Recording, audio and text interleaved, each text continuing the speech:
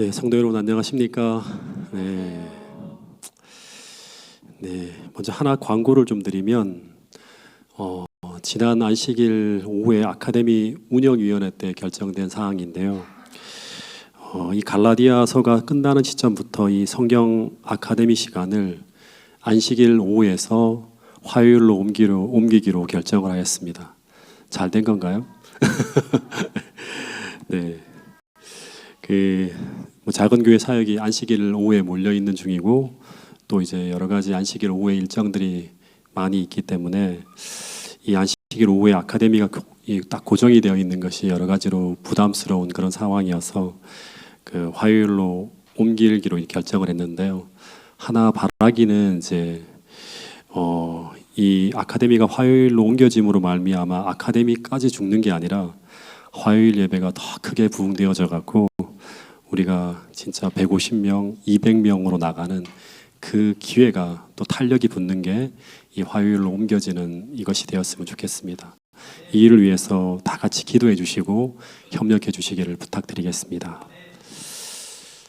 하나 좀 먼저 이 글을 하나 좀 읽고 우리 오늘 말씀을 좀 나눠보도록 하겠습니다. 한번 읽어볼까요? 원고 1897년 41페이지에 실려 있는 글인데 한번 읽어보겠습니다. 시작. 성령의 감화는 영혼 속에 있는 그리스도의 생명이다. 우리는 그리스도를 보지 못하고 그에게 말을 하지만 그의 성령께서는 어떠한 곳에서 우리 바로 곁에 계신 것과 똑같이 다른 장소에서도 우리 바로 곁에 계신다. 성령은 그리스도를 받아들이는 모든 사람 속에서 그리고 그 모든 사람들을 통하여 역사하신다.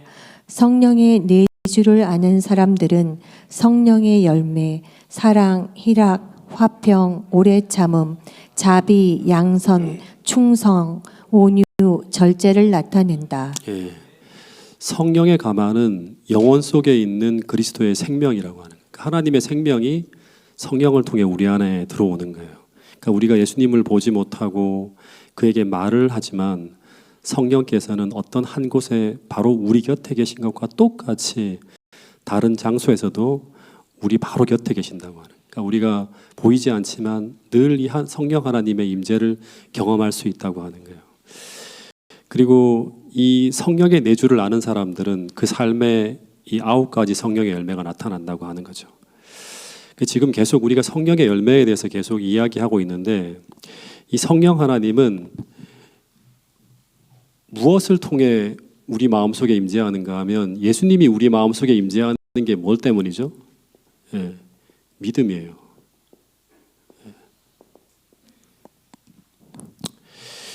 우리 삶에 믿음이 딱 나타날 때 그때 임재하시고 역사하시는 분이 바로 이 성령 하나님이에요. 예수님이 성령을 통해 우리 가운데 역사하는 거죠. 근데 이 믿음에 대해서 여러 가지를 우리가 이야기할 수 있는데 맡기는 것, 또 여러 가지 이야기를 할 수 있는데 갈라디아서 5장 16절부터 17절에 보면 바울은 그 믿음을 이렇게 설명한다고 말하고 있어요. 믿음이라고 하는 것은 뭔가 하면 내 삶을 하나님께 맡기고 내가 원하는 대로가 아니라 성령의 인도하심을 따라 행하는 거예요. 계속 반복적으로 이야기하는 거예요. 그러니까 믿음이라고 하는 것은 내 삶을 하나님께 맡기고 내가 원하는 대로가 아니라 성령을 따라 행하는 거예요. 성령의 인도하심을 따라 행하는 거예요. 그래서 오늘 성령 하나님께서 우리 마음에 이제는 너가 행해온 대로 그렇게 살지 말고 이제는 내가 이끄는 대로 이렇게 따라오라고 말씀하실 때, 호소하실 때 그때 내가 원하는 대로가 아니라 그분이 인도하시는 곳으로 따라갈 수 있는 것, 이것이 바로 예수님이 이 땅에서 생애하실 때 가지셨던 바로 예수의 믿음이라고 하는 거예요. 진짜 중요한 것입니다. 그래서 믿음이라고 하는 것은 뭔가 하면 나를 믿는 게 아니죠. 우리는 믿을 수가 없는 존재예요. 믿음이라고 하는 것은 나를 믿는 게 아니라 그리스도를 믿는 것인데 그 믿음 속에는 하나님과 충돌하는 나의 지혜와 내 명철을 내려놓는 것이 언제나 요구되어진다고 하는 사실을 기억해야 돼요. 내 감정과 내 소망과 충돌되어질 때마다 그것을 내려놓을 수 있는가 없는가를 통해서 믿음이 시험되어진다고 하는 거예요. 실제 평생 성령 충만함으로 생애하셨고 믿음으로 생애하셨던 예수님은 언제나 어떤 말씀을 하셨는가 하면 내가 스스로는 아무것도 할 수 없기 때문에 오직 아버지께서 가르쳐 주시고 인도하시고 지도하시는 대로 오늘도 따라가고 행하며 있다고 늘 고백하셨다고 하는 거예요. 이게 바로 뭔가 하면 믿음이에요. 예. 이것이 바로 주님께서 성령 충만함으로 생애하셨던 삶의 비결이라고 하는 거예요. 마찬가지로 오늘 우리도 주님이 내 안에 계시다면 우리는 내가 아니라 오직 그리스도께서 우리를 인도하시는 대로 따라가는 믿음의 삶을 살아갈 수 있을 것이라고 성경은 이야기하고 있는 것입니다. 그런데 그렇게 지속적으로 믿음으로 살아가게 될 때 이 16절에 보면 우리 안에는 어떤 일이 벌어지는가 하면 믿음으로 살아간다고 하잖아요. 그러면 믿음으로 말미암아 어떻게 된다? 예, 의로운 삶이 우리 삶에 열매 맺는다고 하는 거예요. 이게 바로 뭔가 하면 성화죠. 거룩한 변화. 그러니까 우리가 내가 아니라 오직 그리스도께서 인도하시는 대로 계속 우리가 믿음으로 행하게 되면 우리 안에 어떤 일이 벌어지는가 하면 성령의 역사를 통해서 거룩한 변화인 성화가 시작되어지는데, 근데 그 변화의 결과가 무엇인가 하면 이 본문에 보면 육체의 소욕이 사라지는 거예요.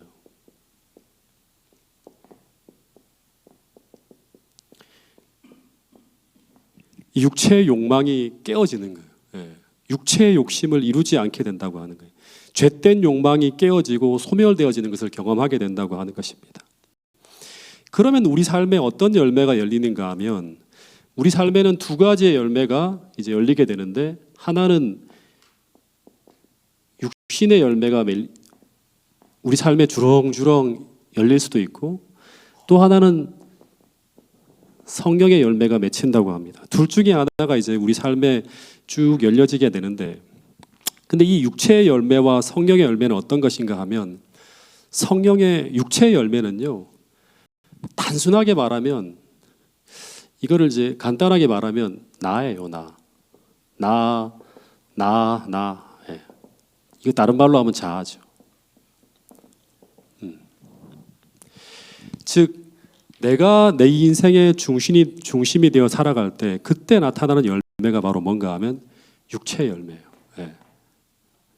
그러니까 내 고집, 내 기분, 내 욕망, 내 소망이 나를 막 끌고 갈 때, 거기에 우리가 포로가 되어 끌려갈 때 그때 우리에게 나타나는 열매는 어떤 열매다? 육신의 열매예요. 예. 그래서 이런 내 고집, 내 욕망, 내 자아, 이것이 이끌고 갈 때 그때 어떤 열매가 나타나는가 하면 여기 본문에 보면 음행, 원수 맺는 것, 분쟁이 일어나고 시기하고 분내고 당을 짓고 분열하고 투기하는 이런 추한 열매들이 주렁주렁 열리는 게 바로 뭔가 하면 육신에 따라 살아가는 삶의 결과라고 하는 거예요. 교회를 다닌다 하더라도 내가 나를 끌고 간다고 하면 절대 성화는 일어나지 않아요. 예. 성령께서 이끄시는 대로 우리가 따라가지 못하면 절대 믿음으로 말미암는 의라고 하는 것은 하나의 구호로 그치지 육체의 욕망에 따라 계속 내 삶이 자라나게 돼요. 나. 그래서 우리 삶에는 이 갈라디아서 5장에 나와 있는 이 육신의 열매들이 쭉 열리는 걸 볼 수 있다고 하는 거예요. 반대로 성령의 열매는 주님께서 중심이 되어서 나를 이끌고 갈 때 나타나는 열매라고 하는 것입니다. 그것이 바로 갈라디아서 5장 22절에 나오는 9가지 열매인데 같이 한번 읽어보겠습니다. 갈라디아서 5장 22절 한번 펴보세요. 한번 읽고 시작하도록 하겠습니다.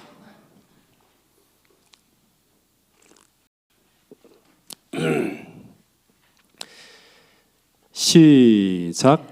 오직 성령의 열매는 사랑과 희락과 화평과 오래 참음과 자비와 양선과 충성과 온유와 절제니 이 같은 것을 금지할 법이 없느니라. 예. 이 9가지 열매는 내 속에 성령님이 거주하시고 하나님의 영이 나를 지배하시게 될 때 그때 그 성령의 사역을 통해서 열매 맺게 되는 거예요. 이것을 금지할 법은 없어요. 그러니까 이것이 성령께서 내 삶을 지배하게 될 때 반드시 법칙처럼 나타난다고 하는 거예요. 법칙처럼. 예. 그 특성 중에 하나가 뭔가 하면 이제 잠깐 간단하게 복습하면 첫 번째는 사랑이라고 했죠.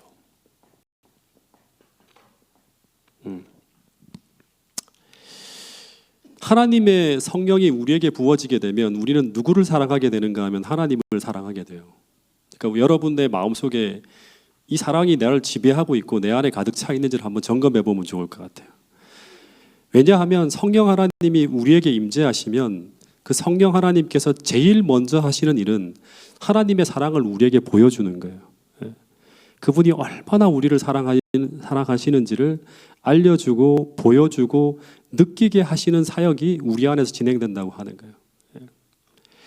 그것으로 말미암아 우리의 마음엔 하나님을 향한 사랑이 충만해져요. 그리고 우리가 그 하나님을 사랑하게 되면 그러면 우리는 그분의 사랑하시는 대상인 우리 이웃을 어떻게 한다?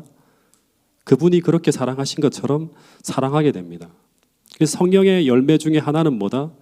하나님을 사랑하고 그리고 이웃을 사랑하는 거예요. 이게 첫 번째 하나의 열매라고 지난번에 말씀을 드렸어요. 두 번째, 이 하나님의 사랑이 성령을 통해 우리 마음 가운데 가득 차게 되면 두 번째, 우리 안에는 어떤 열매가 맺혀진다?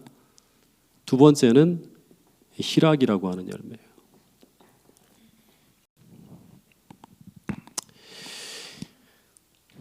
이 희락이라고 하는 건 기쁨인데요. 성령 하나님이 우리 안에 임할 때 그때 우리에게 주어지는 이 기쁨은 어떤 기쁨일까? 이 기쁨은 우리가 기뻐할 수 없는 상황에서도 기뻐하게 해주시는 기쁨이에요.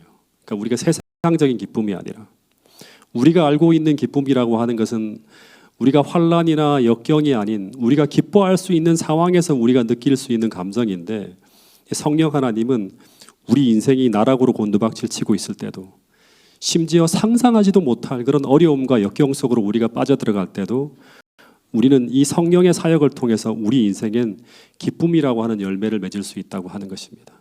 그래서 이 성령의 열매들은 육체로서는 할 수 없는 것들을 행하게 해주시는 성령의 사역의 열매라고 하는 거예요.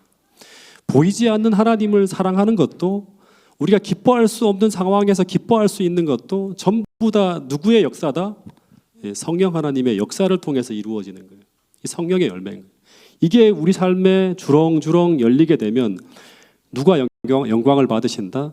하나님이 영광을 받으시는 거예요. 아, 저 사람의 생애를 통해서 하나님이 저 사람 안에 있구나 하는 걸 우리가 세상에 증거할 수 있는 게 바로 뭔가 하면 이 성령의 열매를 통해서 우리는 선교를 할 수 있게 되는 거예요. 그럼 이제 오늘 세 번째 열매를 좀 한번 나누어 보도록 좀 하겠습니다. 성령의 사역의 세 번째 열매가 뭡니까? 이 화평이라고 하는 거예요. 이 화평은 거꾸로 하면 뭐예요? 평화죠. 피스예요. P-E-A-C인가요? 네. 영어를 하도 안 써보니까 제가 하여튼 참 죄송합니다. 이 성경을 읽어보면 우리가 믿는 하나님을 성경에서는 어떤 하나님이라고 하는가 하면 평화의 하나님이라고 합니다. 평화의 하나님. 예.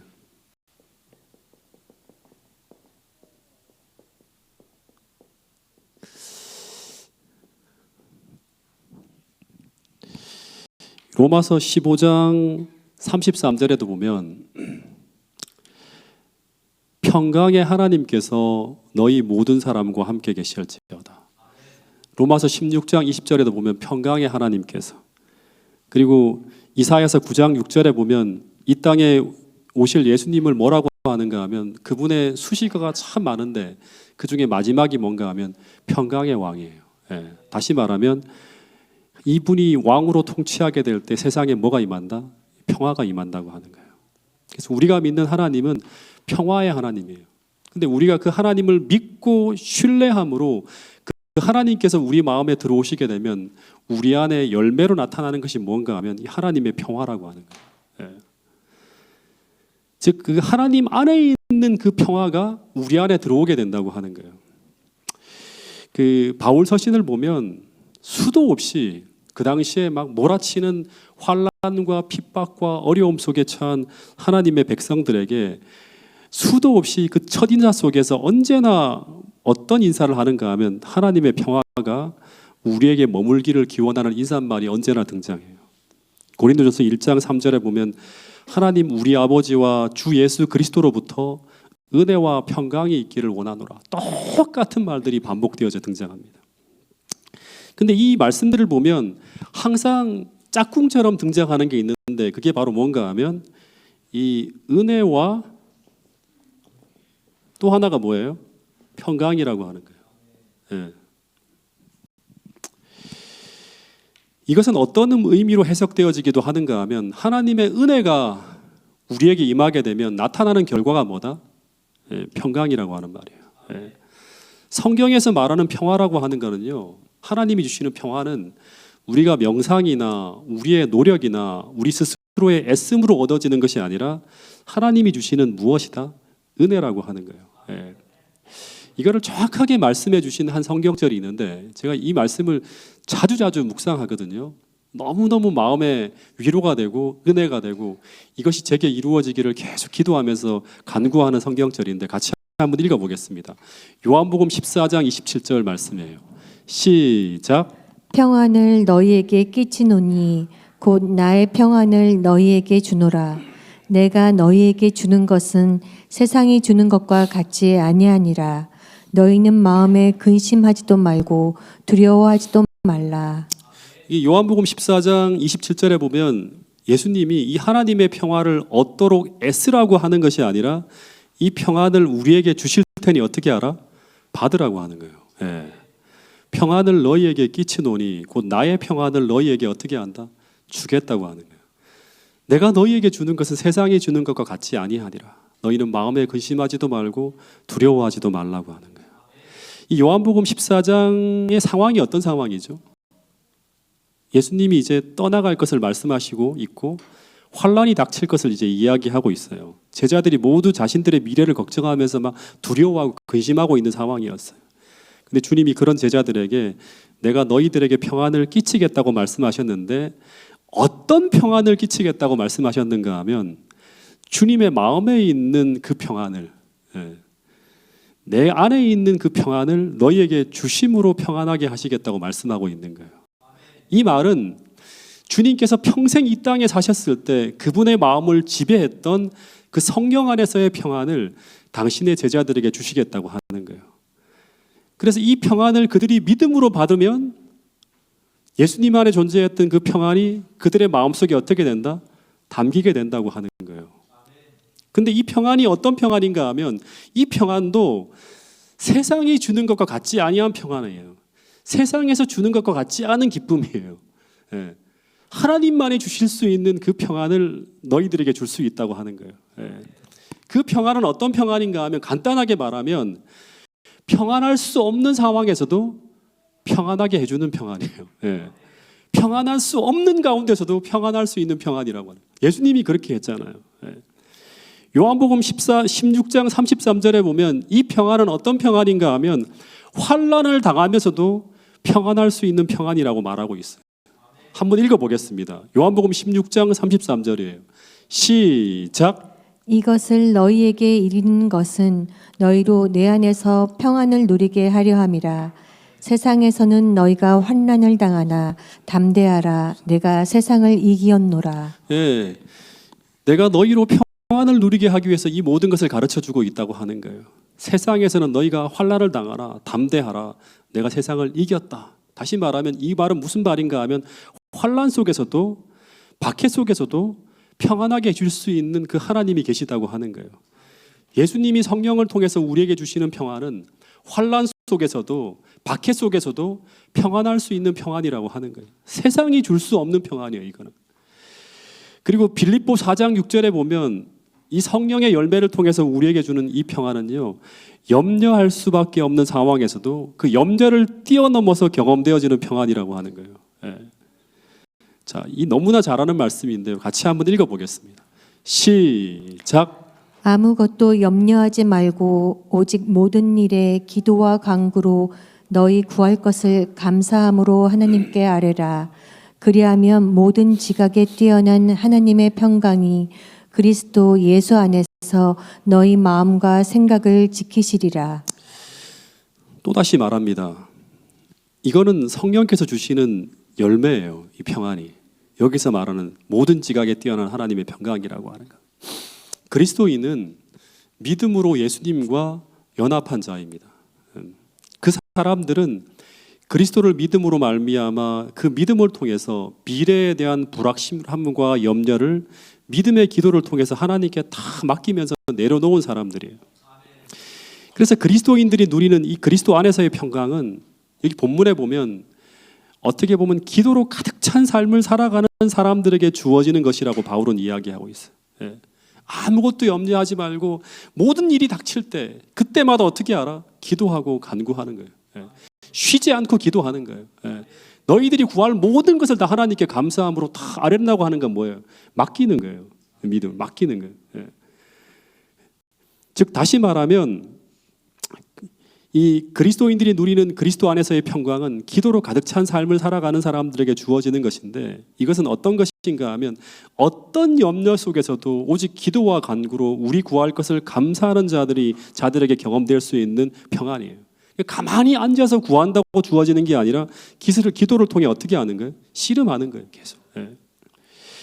그래서 이 기도를 통해서 우리 마음속에 몰아치는 근심을 극복한 사람들에게 임하는 이 평안을 사도 바울이 여기서 뭐라고 표현하고 있는가 하면 진짜 이 단어 하나가 우리 마음속에 엄청난 도전을 주고 구하게 만들고 간구하게 되고 추구하게 만드는 그런 평안이에요.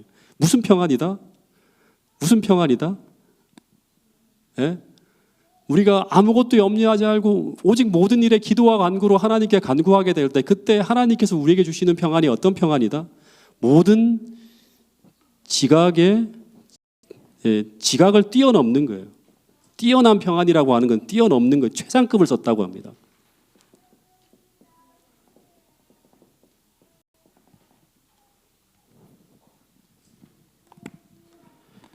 정말 의미심장한 표현을 썼는데요. 저는 매일매일 제가 구하는 평강이 이 평안이에요. 이 말은 어떤 말인가 하면 우리 인간의 모든 이성을 초월하는 평강이에요. 예.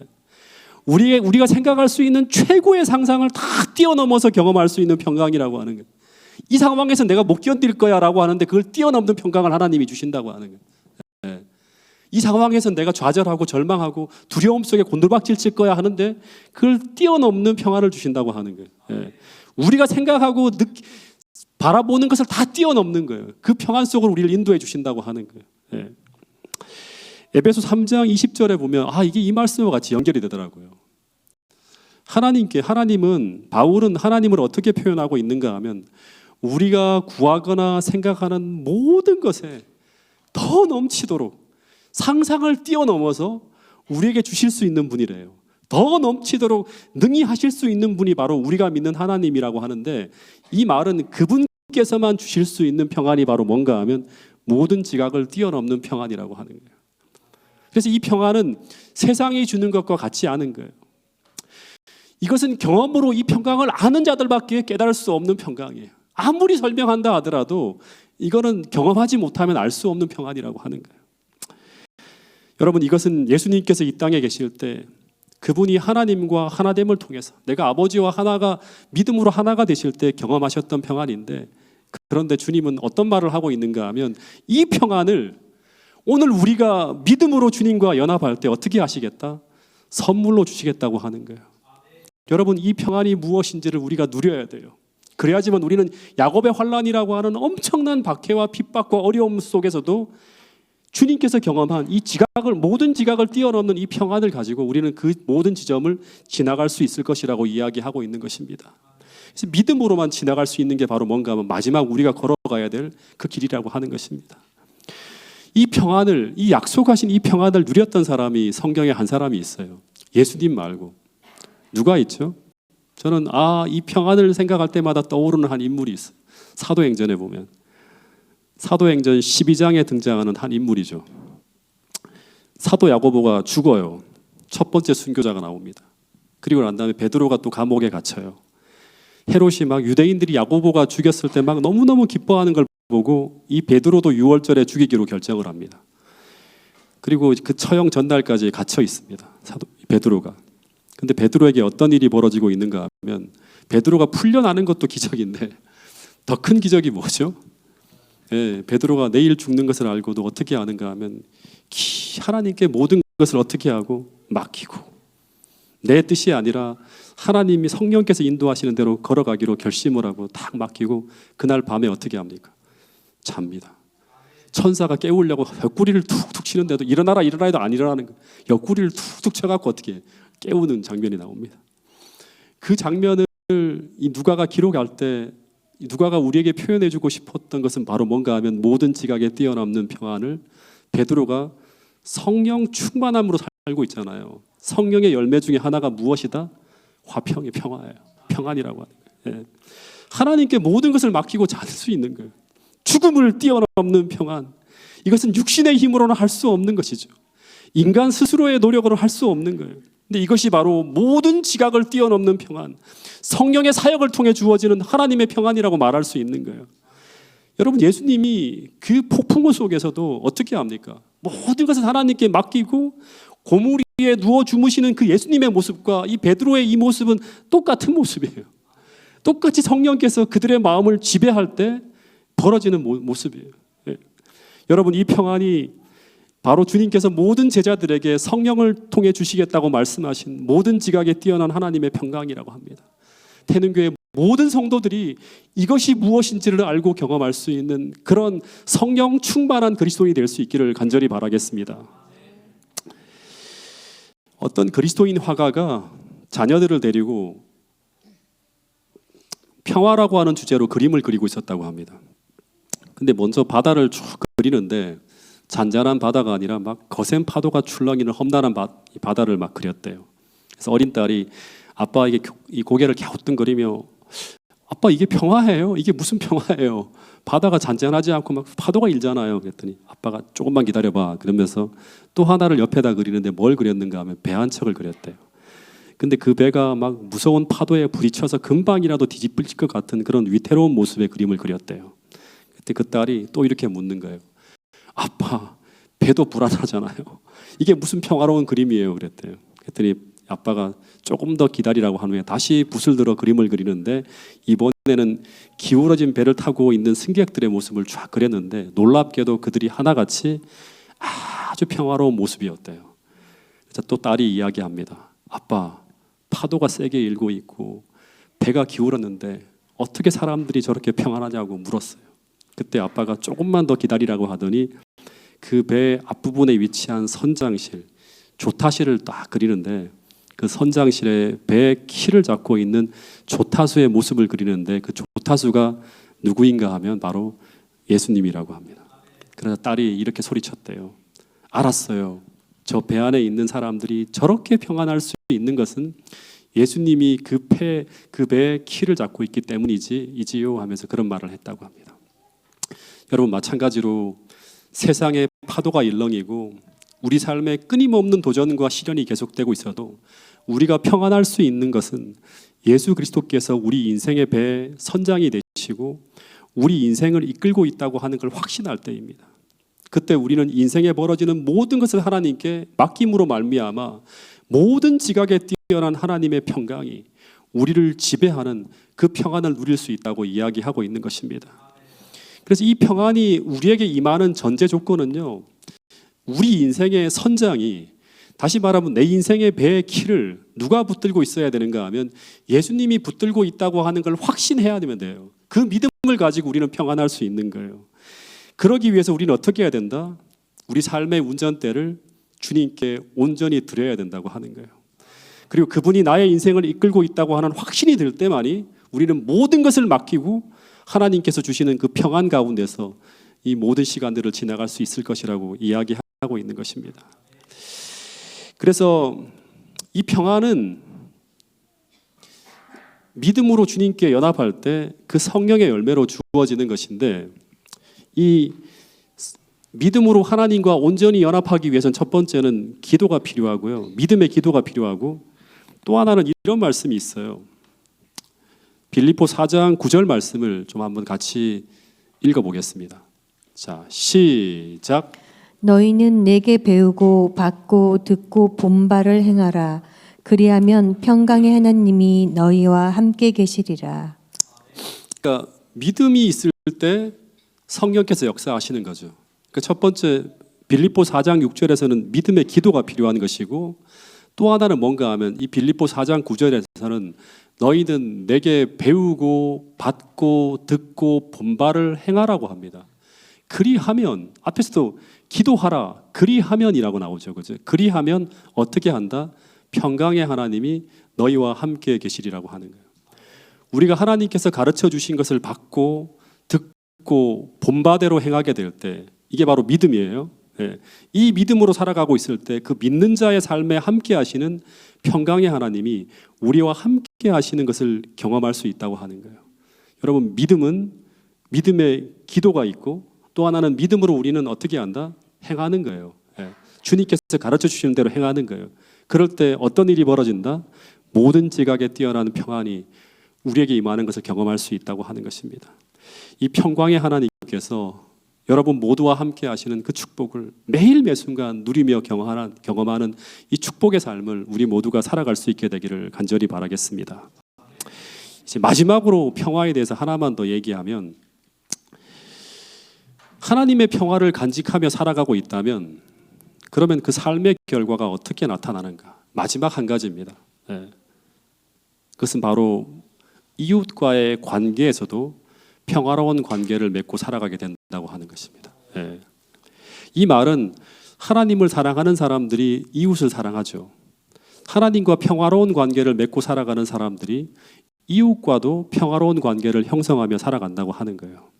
즉, 우리 안에 하나님이 주시는 평화가 있는 사람은 다른 사람들과도 평화로운 관계를 형성하며 살아가게 된다고 하는 것이 성경의 가르침이에요.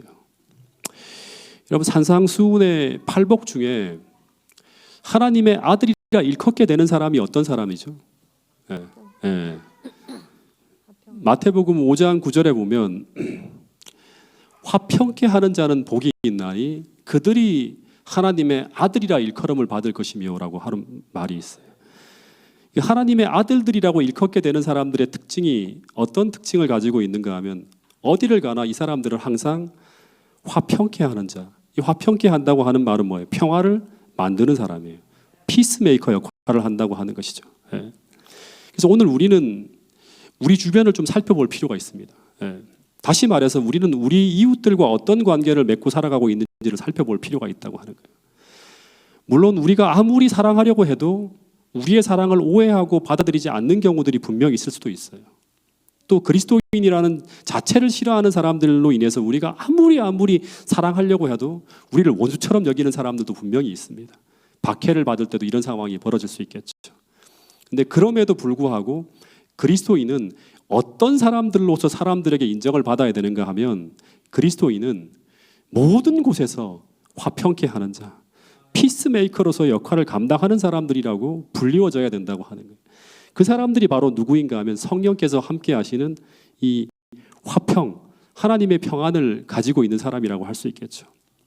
그래서 오늘 우리가 가는 곳마다 피스메이커가 아니라 나로 인해서 상처가 나고 문제가 생기고 다툼이 벌어지고 갈등이 벌어지고 어려운 일들이 벌어진다고 하면, 다시 말해서 온통 우리가 피스메이커가 아니라 트러블 메이커로 살아가고 있다면 우리는 혹 성령의 부재를 경험하고 있는 것은 아닌지 스스로 생각해 볼 필요가 있다고 하는 것입니다.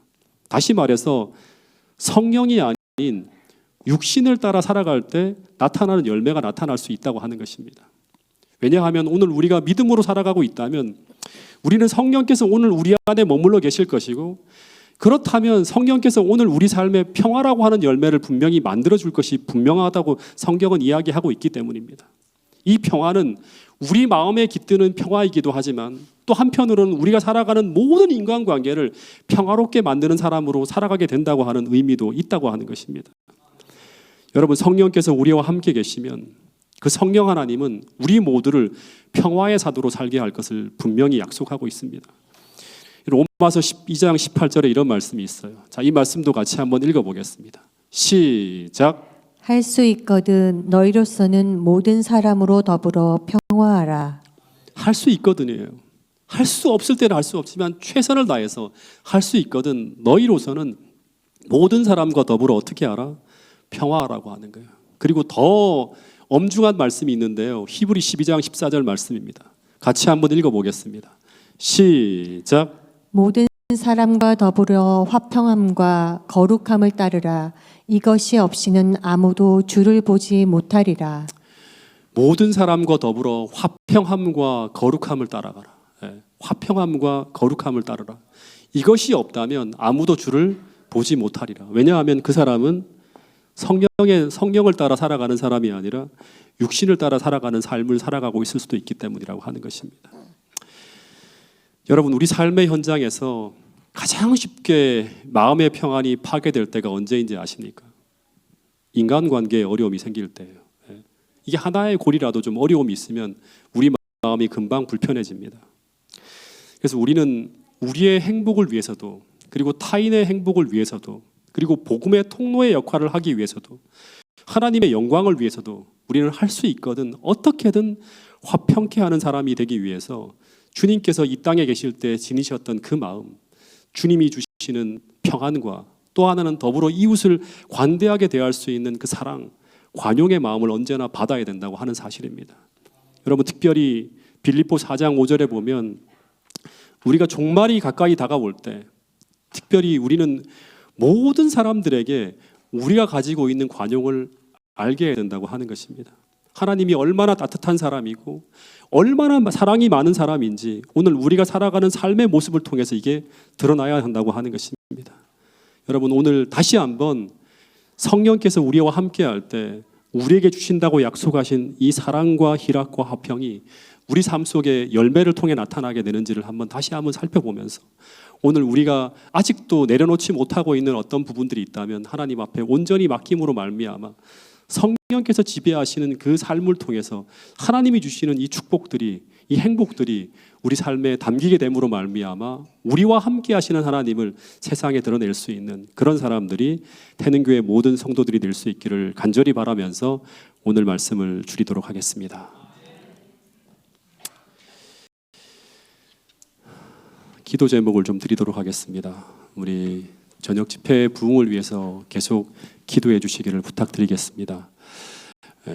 그리고 또 하나는 이 건강한 작은 교회를 위해서 기도해 주시는데 특별히 이 일을 위해 헌신하시는 리더, 부리더 분을 위해서 특별한 기도를 좀 부탁드리겠습니다. 그리고 계속적으로 우리 환우분들을 위해서 기도를 부탁드리는데요. 우리 최상섭 집사님, 또 우리 김성재 장로님, 또 박숙향 우리 자매님, 우리 전성호, 그다음에 조영규 우리 선생님, 우리 정상엽 우리 어머니를 위해서도 기도 부탁드리겠습니다. 그리고 4월 8일 침례 예정자를 위해서 좀 기도를 부탁드리겠습니다. 우리 김영철 선생님하고 우리 김명식 우리 선생님입니다. 김명식이 아닙니다. 김명식 우리 선생님하고 또 한 분이 계신다고 하는데 이분은 이번 주 지나서 조금 더 확정이 되어지면 제가 여러분들에게 또 알려드리도록 하겠습니다. 그리고 주차장 문제를 위해서도 계속적인 기도를 부탁드리겠습니다. 개인 기도 시간을 가진 후에 우리 마치는 기도를 또 하도록 하겠습니다.